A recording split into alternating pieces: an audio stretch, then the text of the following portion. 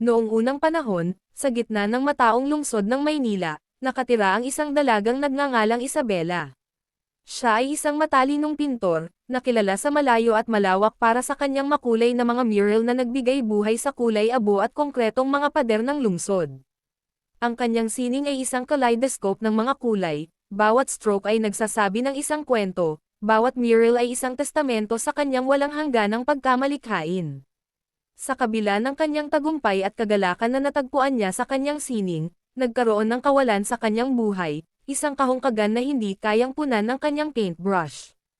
Araw-araw, si Isabela ay lumalabas dala ang kanyang mga pintura at brush, puno ang kanyang puso, may bagong kwentong sasabihin. Isang araw, habang gumagawa siya ng mural na naglalarawan sa masiglang buhay ng lungsod, napansin niya ang isang lalaki na nakatingin sa kanya mula sa malayo. Siya ay isang music hero na nagngangalang Gabriel, isang tao na ang kaluluwa ay sumayaw sa ritmo ng kanyang sariling musika. Nabighani siya sa sining ni Isabela, nakahanap ng melodies sa kanyang mga kulay at ritmo sa kanyang mga stroke. Naiintriga, lumapit ito sa kanya, nakasabit sa balikat ang gitara. Nagsimula silang mag-usap, kumusta, ang ganda ng obra wika ng makisig na binata. Isang matamis na ngiti ang tugon ng dalaga at umagos ang kanilang usapan gaya ng pintura sa mural ni Isabela. Nakakita sila ng koneksyon sa kanilang ibinahaging pagmamahal para sa sining at pagkamalikhain, ang kanilang mga hilig ay nagsasama-sama tulad ng mga nota ng isang symphony. Ang kanilang pagkakaibigan ay namumulaklak sa pag-ibig, isang pag-ibig na masigla at maganda gaya ng mga mural ni Isabela at kasing malambing ng musika ni Gabriel. Ginugol nila ang kanilang mga araw sa paglikha ng magagandang sining na magkasama, ang kanilang kwento ng pag-ibig ay nalalahad sa bawat mural na pininturahan ni Isabela at bawat kanta na binubuo ni Gabriel. Ipinipinta ni Isabela ang mga mural na inspirasyon ng musika ni Gabriel, ang kanyang brush na sumasayaw sa ritmo ng kanyang mga melodies. Si Gabriel naman ay bubuo ng mga kanta na hangos sa sining ni Isabela, ang kanyang musika ay umaalingaw-ngaw sa mga kwento ng kanyang mga mural. Naging usap-usapan sa lungsod ang kanilang love story, na nagbigay inspirasyon sa iba sa kanilang passion at dedikasyon sa kanilang mga crafts. Gayunpaman, may iba pang plano ang buhay. Nakatanggap si Gabriel ng alok na maglibot sa ibang bansa kasama ang isang sikat na banda. Ito ay isang panaginip na natupad para sa kanya, ngunit ang ibig sabihin nito ay iwanan si Isabela. Ang balita ay tumama sa kanila na parang bagyo, ang kanilang saya ay napalitan ng dalamhati. Ngunit alam nilang hindi nila kayang hadlangan ang mga pangarap ng isa't isa.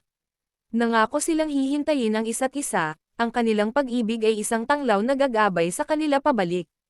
Habang wala si Gabriel, ibinuhos ni Isabela ang kanyang puso sa kanyang sining. Nagpinta siya ng mural ng kanilang love story sa pinakamalaking pader ng lungsod. Ito ang kanyang obra maestra, isang canvas na puno ng mga kulay ng kanilang pagmamahalan at ang mga himig ng kanilang pinagsamang alaala. Ang bawat hagod ay isang patunay ng kanilang pagmamahalan, ang bawat kulay ay simbolo ng kanilang pinagsasaluhang pangarap. Samantala, si Gabriel naman ay gumawa ng kantang inspirasyon ni Isabela at ng kanilang love story. Ito ay isang himig na nagsasalita ng pananabik at pag-ibig, isang simponya na umalangaw-ngaw sa kanilang mga pangarap. Ginampanan niya ito sa bawat konsyerto, ang kanyang musika ay umaabot kay Isabela sa kabila ng mga milya. Pagkalipas ng isang taon, bumalik si Gabriel sa Maynila.